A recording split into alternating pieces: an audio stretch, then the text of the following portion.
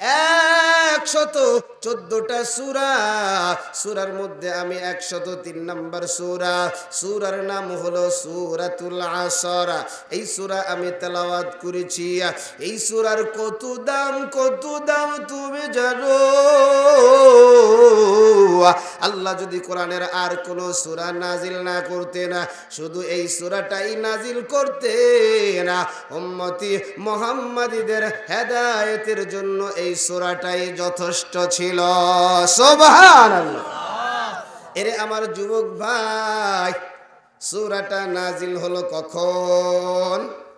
আমার নবীর একজন সাহাবী, দামি সাহাবী, বুড়া সাহাবী, যেই সাহাবী আমার নবী যেই জায়গায় সাহাবীও সেই জায়গায়, ওই সাহাবী নাম হযরতে আবু বকর সিদ্দিক রাদিয়াল্লাহু তাআলা আনহু।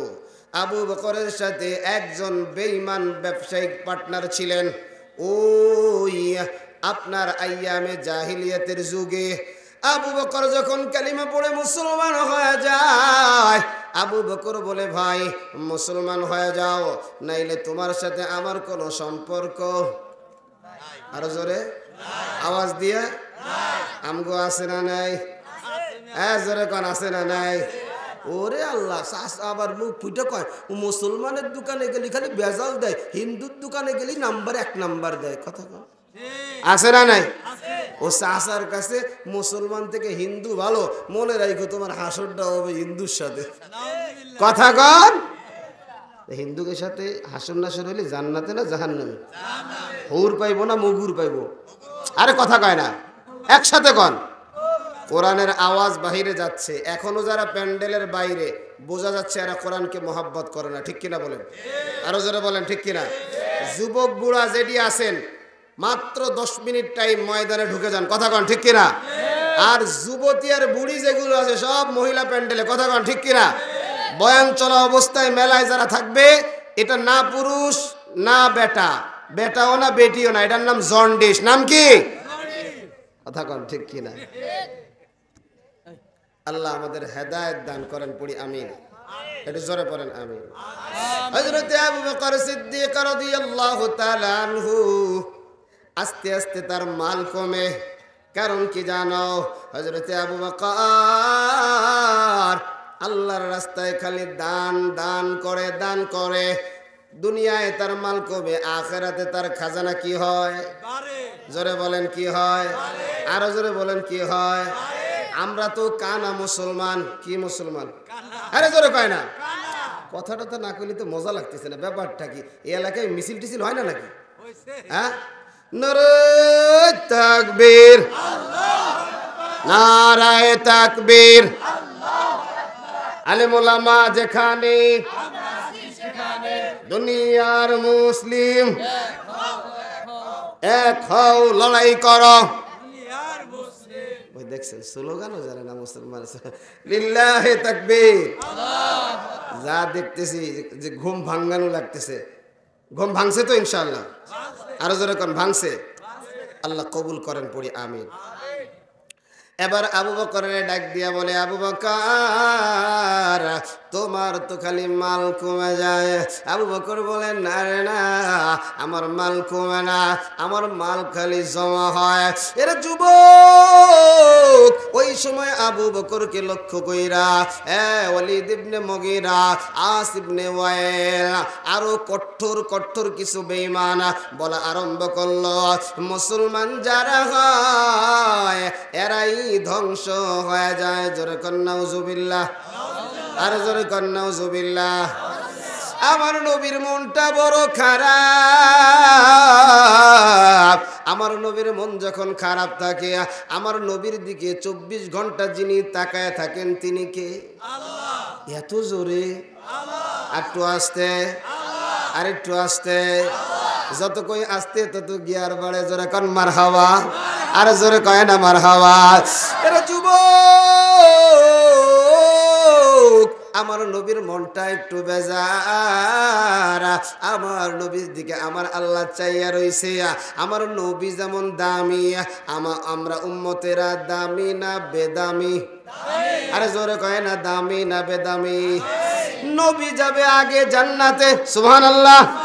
সব নবীর উম্মতের আগে এই উম্মত যাবে আগে জান্নাতে, সুবহানাল্লাহ। এরা যুবক, আমার নবীর মনটা বড় খারাপ। আমার আল্লাহ তাকায় রইছে, আমার আল্লাহ জিবরাইল রে কয়, ও জিবরাইল, আর আমার বন্ধুর মন খারাপ করা যাবে না, আর আমার বন্ধুরে বেজার করা যাবে না। এই মুহূর্তে সূরাতুল আসর নিয়া আমার বন্ধুরা কালো চেহারার ভিতরে হাসি ফোটাইয়া দাও। আয়াত নাজিল হয়ে যায়, আমার আল্লাহ জানাইয়া দেয় ওয়াল আসর, আল্লাহ বলে আসরের কসম। আসরের শাব্দিক অর্থ কি? অনেকগুলা শাব্দিক অর্থ আছে। একটা হলো জামানা, আসর মানে সময়। আবার কেউ বলছে মানুষের হায়াত, মানে জন্ম থেকে নিয়ে মৃত্যু পর্যন্ত একজন মানুষের জীবনকে আসর বলা হয়। আমার আল্লাহ কোরআনের অনেক জায়গায় কসম খাইছে। আমার বলেন তো, আল্লাহর কথা সত্য প্রমাণ করার জন্য কসমের কোনো দরকার? আরো জোরে কন, আরো আস্তে কন, দরকার নাই। কারণ ওয়ামান আহসানু মিনাল্লাহি কিলা। আরো জোরে বলেন আল্লাহু আকবার। আল্লাহর কথা তো এমনি সত্য, আমাদের কথা সত্য প্রমাণ করার জন্য বলতে হয় আল্লাহর কসম। কথা কন, আল্লাহর কি রে, মানে আমাকে দোষ যেটি আছে সব দোষ ঢাকার লিগে আমরা কসম করি। কথা কন ঠিক কি? যুবকেরাও কসম খায়। 14ই ফেব্রুয়ারি যখন আসে, ওরে লাল একটা গোলাপ নিয়ে কয় তোমারে আই লাভ ইউ। মাইয়া কয় চলবে না, তুই বড় ফাজিল। কয় আল্লাহরে কি রে, তোমারে আই লাভ ইউ। কয় গত বছর যে জরিনারে দিলি। কয় গত বছর যে জরিনারে দিলি হেডে কি দিছিলি? কয় ও থুকু ভুলে গেছে। দেখবেন অনেক সময় যুবকেরা মিথ্যা ভালোবাসা নিয়ে আই লাভ ইউ বলে, সাথে কসম আল্লাহর কিরে নবীর কিরে যা আছে সব কয়। আছে না রে? কারণ কিরে কাটলে মিথ্যা কথাটারও বিশ্বাস অনেকেই, যে মুসলমান মানুষ, বাপের নাম আব্দুর রহমান, তার নামও আব্দুল করিম, ও কি মিথ্যা কথা কইতে পারে? কথা কন ঠিক কিনা? এরা যুবক, আমার আল্লাহ কোন কথা বিশ্বাস করার জন্য কসম করা লাগে না, কিন্তু আল্লাহ কসম করে ছোট ছোট জিনিসের। আল্লাহ ছোট না বড়? আরো জোরে কোন, ছোট না বড়? আল্লাহ বড়, আল্লাহ বড়, আল্লাহ বড়, কিন্তু আল্লাহ ছোট ছোট জিনিস নিয়ে কসম খায়। আল্লাহ বলে নুন ওয়াল কলামি ওয়া মা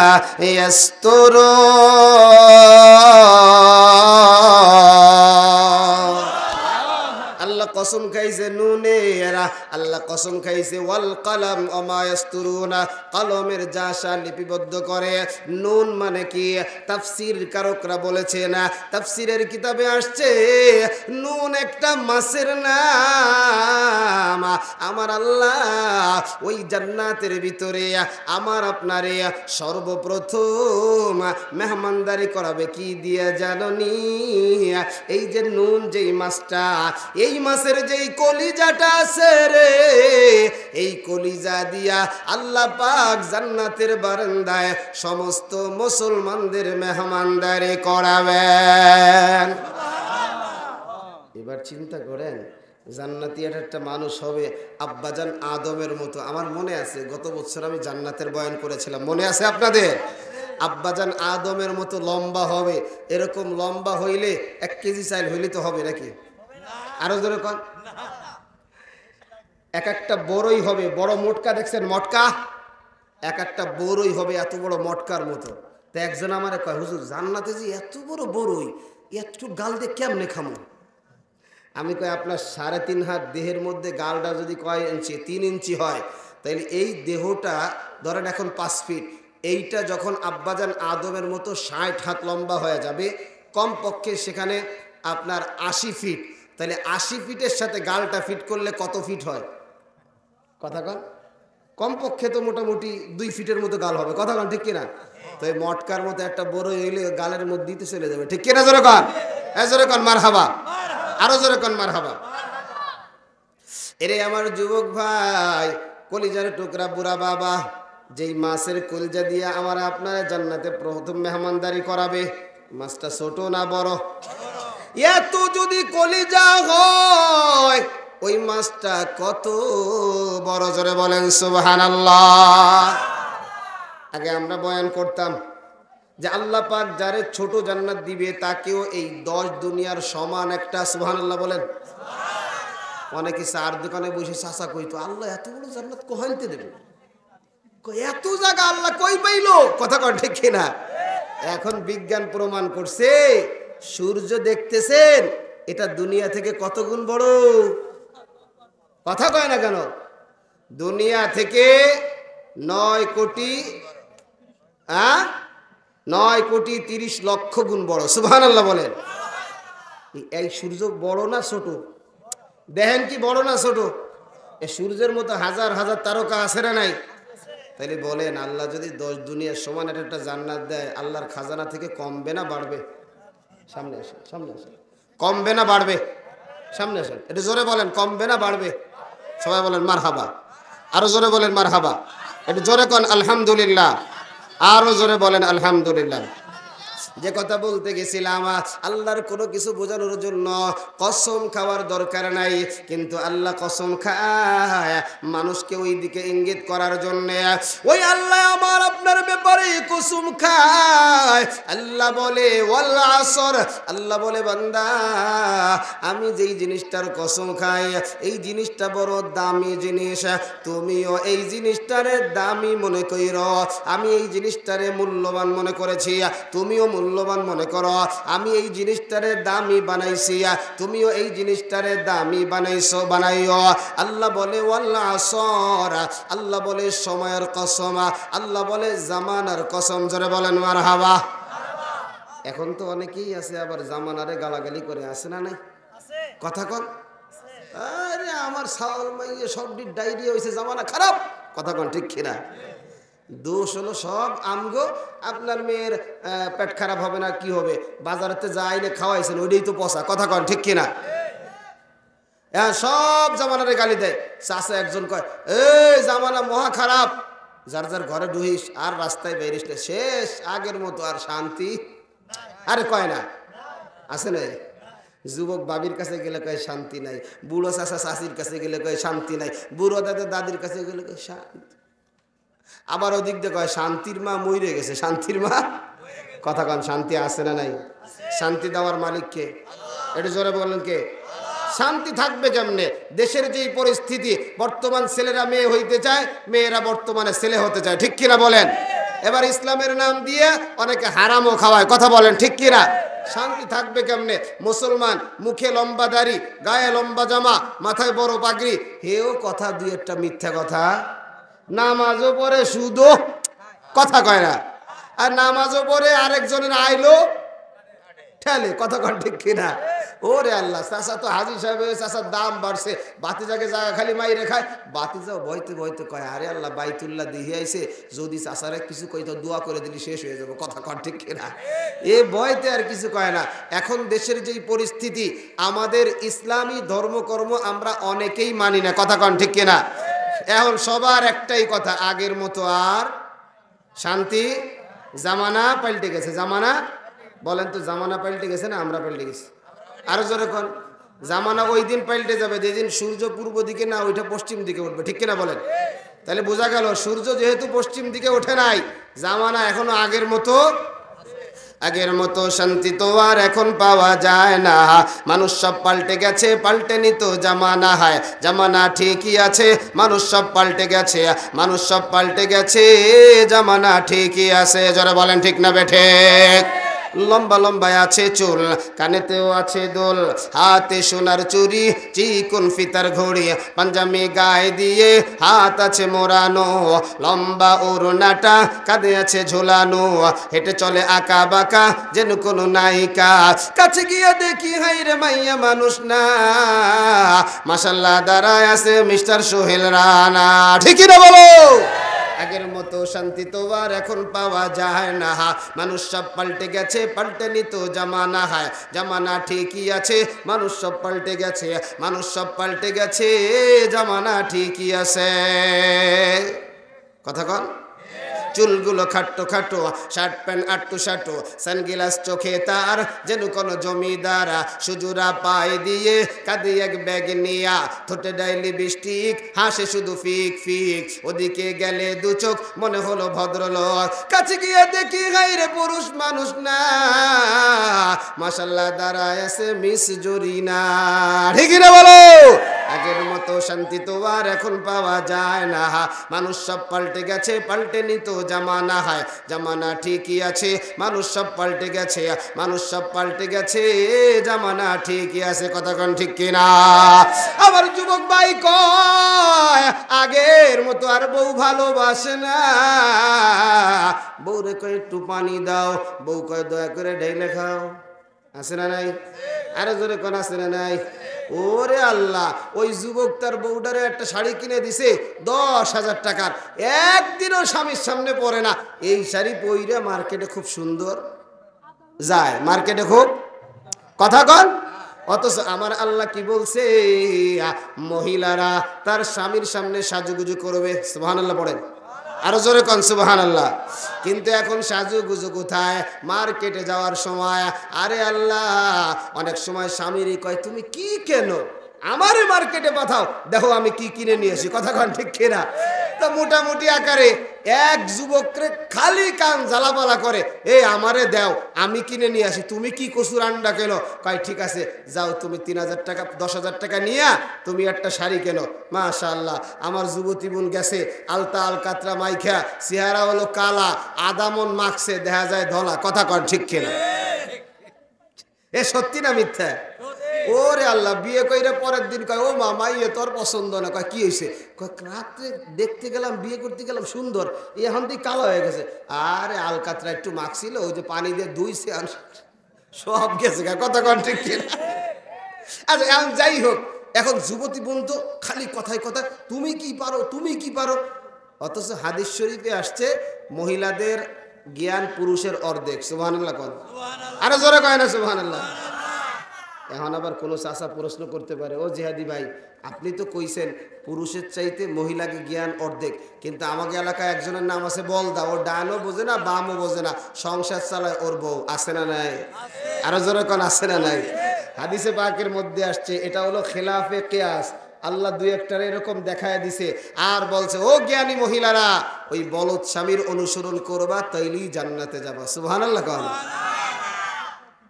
মা বোনটা মোটামুটি খেপতিছে, মোটামুটি আমার যদি পায় সাবাই খেয়ে ফেলাবে, আমাকে আজকে কল লিখে ওনারে আনছে, মাহফিলে একটা টাও দেবো না। কথা কন ঠিক কিনা? মা বোনেরা ধৈর্য ধারণ করো, তোমাদের পক্ষেরও কথা আছে। এবার আমার যুবতী বোন চইলা গেছে মার্কেটে, যাওয়ার পরে যুবক একটা দেখা, বাবি বাবি যখন কইছে, বাবির তো একবারে অস্থির। বাবি এদিকে আসেন। বলো। আপনারা দেখতে আমার বড় বোনের মতো লাগে। বাবির দিলটা তো আরো খান খান। ঠিক আছে। বাবি আপনার নাম কি? আমার নাম জরিনা। আরে আমার বড় বোনের নামও তো জরিনা। মোহাব্বত না কইরে আর পারি না। পরে কয় ভাই আমার তো একটা শাড়ি লাগবে। ভাই আপনি দেখেন, যেই শাড়িটা দেখবেন অন্যের জন্য 100 টাকা হলে আপনার জন্য 50 টাকা। কথা কন ঠিক কিনা? মোটামুটি আকারে শাড়ি টাড়ি দেখে একটা শাড়ি বাবি চয়েস করছে। হ্যাঁ, শাড়িটা যখন ধরছে বাবি, যুবক ভাবি আপনি যেমন সুন্দর, শাড়িটা পরলে তো সেই কোন তো মহিলাদের পাম দিলে কি হয়? আরে কথা কয় না। মহিলারা হলো গাড়ির চাক্কা আর পুরুষ হলো ট্রেনের চাক্কা। কথা কন ঠিক কিনা? যাই হোক, যত তার প্রশংসা করে সে আস্তে আস্তে বাতাসে ভাসতেছে। এখন বলতেছে ভাই অনেক কথাই তো হইল, সন্ধ্যার আগে বাড়ি যাওয়া লাগবে, একটু রান্না বান্নার ব্যাপার স্যাপার আছে, তা একটু কও তোমার এটার দাম কত? ভাবি সবার কাছ থেকে তো 15,000 টাকা চাই, আপনার এত চায়া লজ্জা দিব না, আপনি 10,000 টাকা দিয়ে দেন। ভাবি 10,000 টাকা? হ্যাঁ, 15,000 টাকা শাড়ি, দেখতেও চক্কর বক্কর, 10,000 টাকা। যাই হোক, কইতে কইতে কইতে কইতে ভাই আপনার ভাই তো আমার 5,000 টাকা দিছে, আর একটু বাড়াও। আর 3000 টাকা বাড়ায় 8000। কয় না ভাই 5000 টাকাই আছে। পরে কয় ঠিক আছে 5000 টাকা দেই, আপনার সাথে একটু সম্পর্ক করি, আগামীতে ইনশাল্লাহ যেন আমার দোকানে এসে কেনেন। এখন বাবি আমার চক্কর বক্কর শাড়ি কিনে নিয়ে এসে 5000 টাকা বাড়ি এসে পাশের বাবিরে কয় দেখছোস 5000 টাকায় শাড়ি একখান আনছি। ওই বাবি কয় এর দাম তো মাত্র 600 টাকা। কথা কন ঠিক কিনা? বাবির কেরামতি আসে না গেছে? আরো যারা কান আসে না গেছে? কারণ ওই বাজারে তো কইছে বাবিয়া, আর যখন কইছে আপনি সুন্দরী, বাবিয়ার আসমানে আর জমিনে নাই, বাবি এখন ওড়ে। কথা কন ঠিক কিনা? এখন দুনিয়ার অবস্থা খুব খারাপ। দেখেন পরকিয়া বেড়ে গেছে, দেখেন নারী পুরুষের অবাধ মেলামেশা বেড়ে গেছে, যার কারণে দুনিয়ায় গজব। কথা বলেন ঠিক কিনা? এই জন্য যুবক ভাই কানটা খুলে বয়ানটা শুনেন। আল্লাহ বলে সময়ের কসম। এরা যুবক তাফসীর কারক বলে একজন মানুষের জন্ম থেকে নিয়ে মৃত্যু পর্যন্ত যে সময়, আল্লাহ পাক এই কসম খায় ওই সময়ের কথা বুঝাইছে। আল্লাহ বলে এই সময়টা বড় দামি সময়, সময় যেদিন শেষ হয়ে যাবে ওই দিন কিন্তু আর আমার তোমার দেহ আর কোনো কথা বলবে না, দেহ থেকে প্রাণটা উইরা যাবে। এই জন্য ইবাদত বন্দিগি যা করবেন এই সময়ের মধ্যে করা লাগবে। কথা বলেন ঠিক কিনা? এর যুবক একটা ঘটনা দিয়া উদাহরণ দিলে বুঝবেন সময়টার কি পরিমাণ দাম। আল্লাহর একজন গোলাম কবরের পাশ দিয়া হাইটা যায়, হাঁটতে হাঁটতে দেখে এক জায়গা থেকে আল্লাহ পাকের কালামে পাক তেলাওয়াতের আওয়াজ।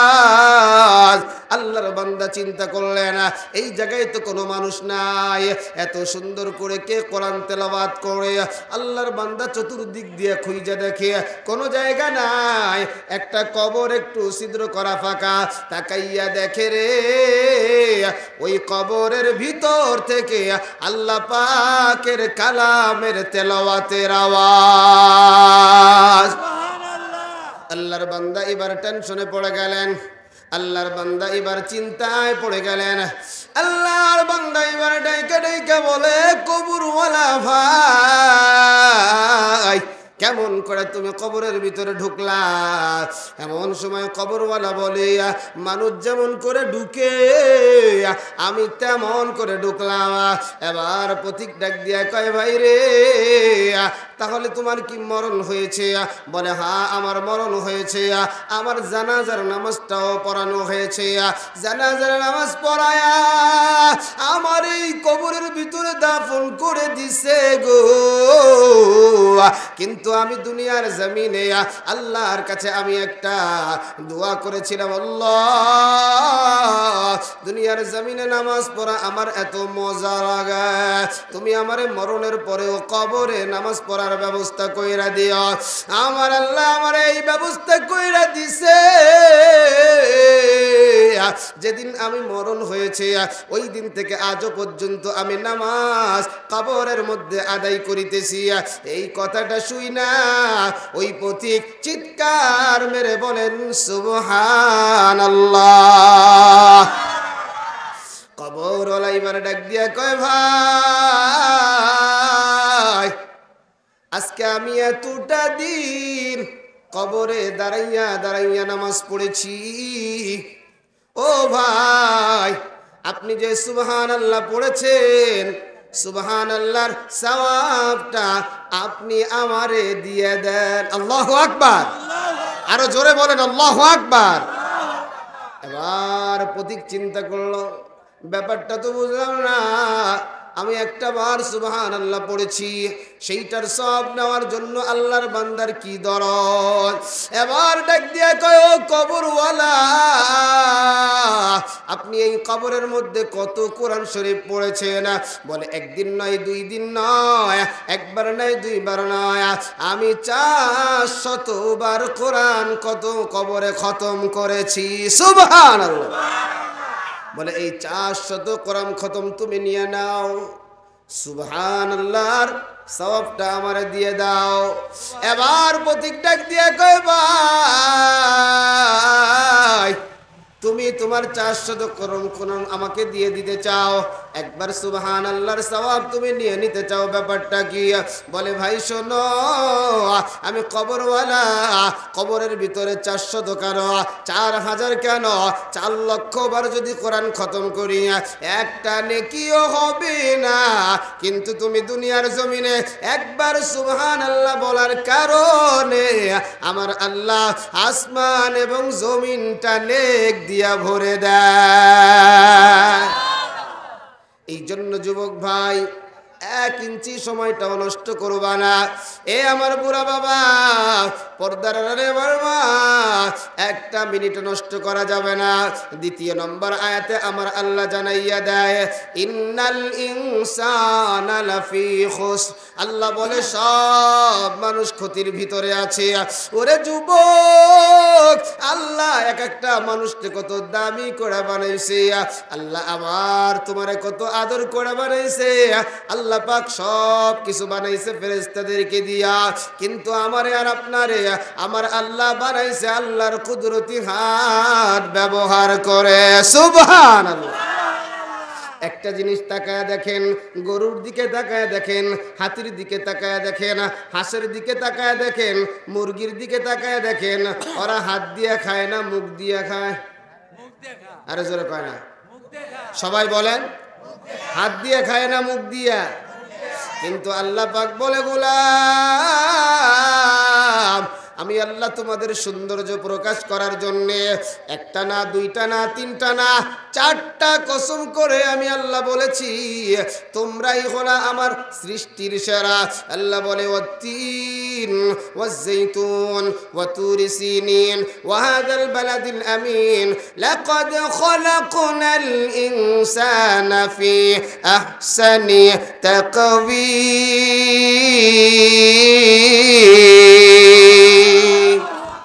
আল্লাহ একা করে 3টা 4টা কসম খেয়েছেন।